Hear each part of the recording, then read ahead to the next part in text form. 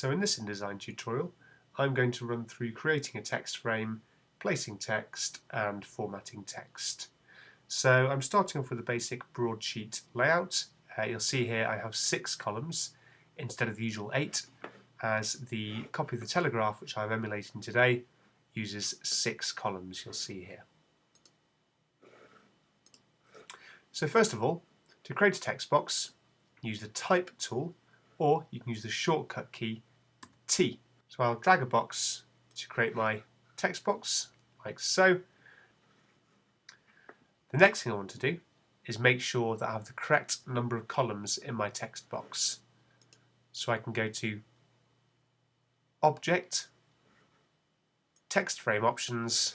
I can make sure that I have 6 columns for my text box here. You can fill that with placeholder text to get an idea for how your text box will look. Now I'm going to zoom in slightly so I can get a clearer view of my font. The next thing I want to do is define my styles for text. So I'm just going to select all this text here using Control A on a PC or Command A on a Mac.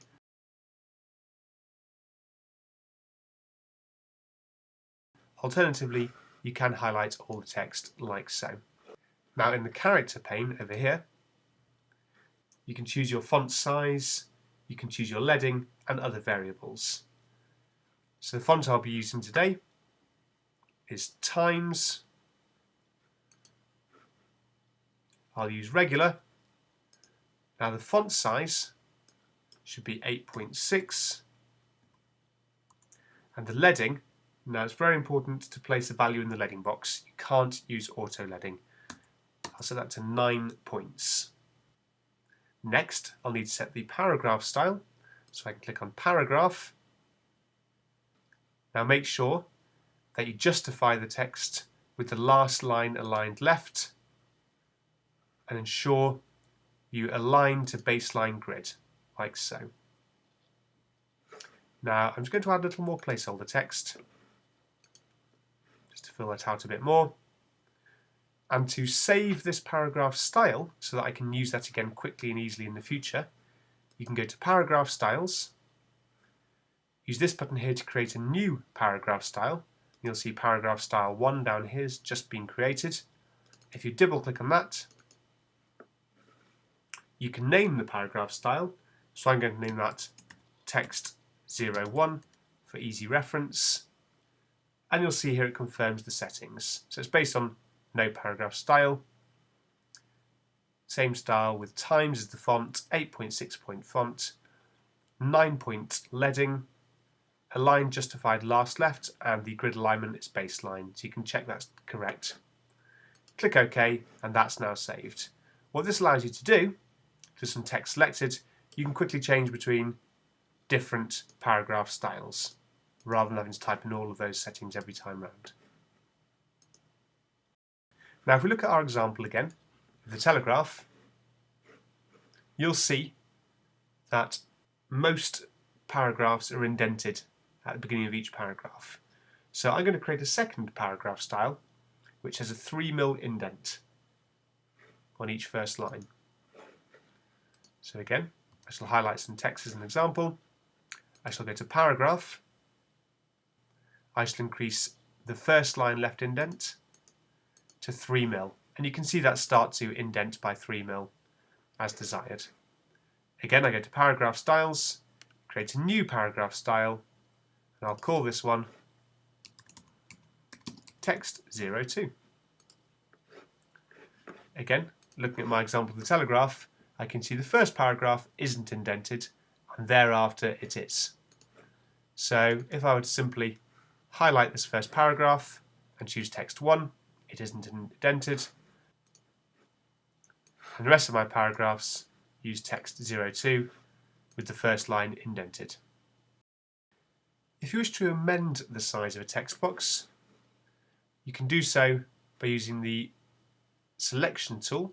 The shortcut key to select your selection tool is V, and you can amend the size of your text box using any of these handles on the corner here. So I'm going to amend this now to make sure this text box is 68mm high. So next I'm going to add my headline. So again, I shall create a new text box right across the whole span of the page. And again, I'm going to use times regular. The headline should be either 12 points, 14 points, 16 points, 18 points, or thereafter only in multiples of 6. So in this instance, 66 point font size. Again, make sure you put some kind of leading in there. Don't use auto leading, whatever you do. And now I shall put my headline, which is warning, 60-mile-an-hour motorway limit.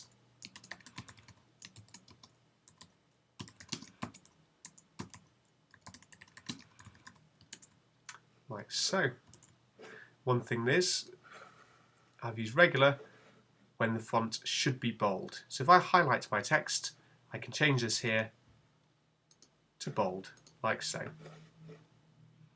I'm also going to adjust the size of the text box, just to be nice, neat and organised.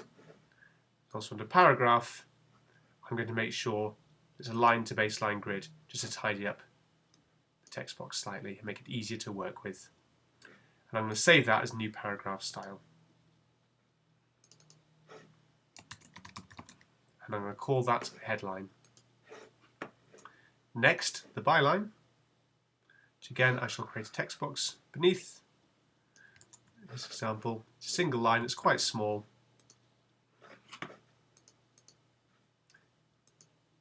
Again, I'll be using times regular, not bold. And the font size, I'll use 24. And for now, I'm just going to fill that with placeholder text, like so. If I press escape, it defaults back to using my selection tool so I can move my text box around and ensure my measurements are correct.